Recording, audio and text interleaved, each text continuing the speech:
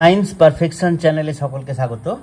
আজকে আমরা আলোচনা করব দৈর্ঘ্য প্রসারণ, ক্ষেত্র প্রসারণ ও আয়তন প্রসারণ গুণাঙ্ক ও তাদের মধ্যে সম্পর্ক, coefficient of linear expansion, surface expansion and volume expansion and relation among them.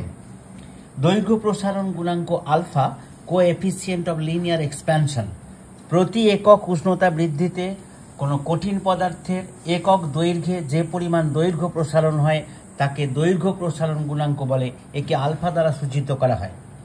ক্ষেত্র প্রসারণ গুণাঙ্ক beta, coefficient of surface expansion. প্রতি একক উষ্ণতা বৃদ্ধিতে কোনো কঠিন পদার্থে একক ক্ষেত্রফলে যতটা ক্ষেত্র প্রসারণ হয় তাকে ক্ষেত্র প্রসারণ গুণাঙ্ক বলে। একে বিটা দ্বারা সূচিত করা হয়। আয়তন প্রসারণ গুণাঙ্ক gamma, coefficient of volume expansion. একক উষ্ণতা বৃদ্ধিতে কোনো কঠিন পদার্থের একক আয়তনে যতটা আয়তন প্রসারণ হয় তাকে আয়তন প্রসারণ গুণাঙ্ক বলে। একে গামা দ্বারা সূচিত করা যায়।